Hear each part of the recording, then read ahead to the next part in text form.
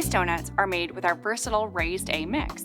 You can use this mix for any donut application you can think of, and many others as well. If, however, making donuts from scratch or from our mix feels like too much work, you can absolutely use a pre-fried donut instead. Just thaw and reconstitute. Now I'm going to use a donut stick to fill them because I'm only making a few donuts. If you are making a lot of donuts, hopefully you have a donut filler. So I'm just going to keep the stick completely parallel to the bottom and poke it through. This allows the custard to distribute evenly in the donut. And who wants a donut without lots of delicious filling? That was always my favorite part as a kid, and it's my favorite part as a grown-up too. Okay. I'm filling my donuts today with our Dawn Exceptional Bavarian Cream. It's my favorite because it comes in tubs and pouch packs.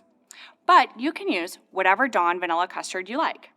Now I'm going to show you how to make a dry caramel. We will only use that method for 6 of our donuts. For the other 6, we'll use a Brulee method, so you can pick which works best for your shop. Dry caramel method is by far my favorite because the sugar stands up better and stays crisper longer, but it does require a little more work.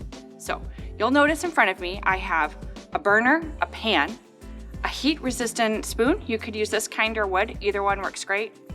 An ice water bath to plunge my pan in when it's done cooking, and the most important ingredient of all, sugar.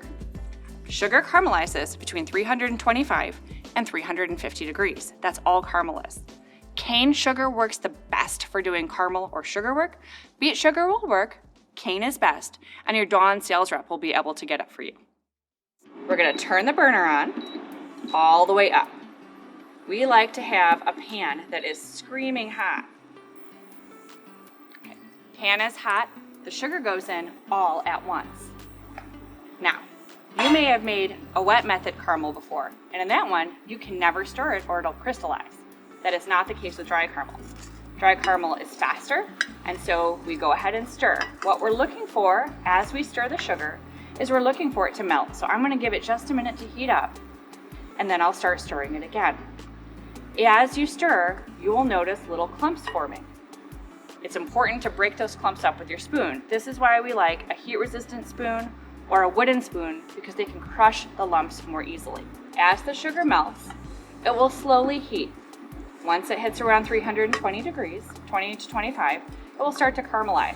So our job right now is to keep moving the sugar around to get it to be all the same temperature. The reason that we crush and stir is that any lumps at the end will stay in your caramel. So we just need to keep it moving around and crushing up those lumps. You do not need to wash the sides of the pan with this type of caramel. If you're used to making wet caramels and washing the sides of the pan, you don't need to do that step here. One less thing to save on labor, and you'll notice this goes about 3 times as fast as well.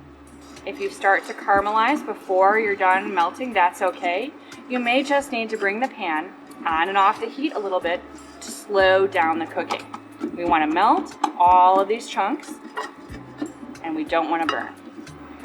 Notice that I'm pulling it off the back of the spoon. This is actually why we don't use metal spoons, because the caramel or the sugar will release from a heat-resistant spoon or a wooden spoon. It will not release from metal. Now it's starting to get nice and warm, and you'll notice it's gonna smoke just a touch. The French chefs I trained under said you always bring caramel to second smoke.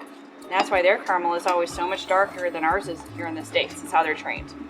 So I'm just gonna take this until all the little spots are gone. Be careful now. This is 350 degrees. You will burn yourself, so be careful. Now we have reached a beautiful crispy caramel. Look how pretty that is. We're there. Okay, this will keep cooking even if I take it off the heat. That's the nature of the beast. So we're gonna turn it off, swirl it, drop it in the ice water. But we don't want it to seize up too much. Drop it in that ice water just to get it to stop cooking. Clear the bottom off. And now we have to start dipping donuts as fast as we can before this cools down. Be careful, like I said, it's 350 degrees. Now I'm going to show you how to use the Brulee method. We're gonna have 1 sheet tray, not lined, our prepared donuts. I'm using a dark corn syrup here, but we have a fabulous bakery essentials like corn syrup, and they both work just as well. And the cane sugar we talked about earlier. I want to bring your attention to the fact that the pan I am doing this on does not have parchment paper on it. If you lined this pan with parchment paper, you will start a fire. Keep your bakery safe.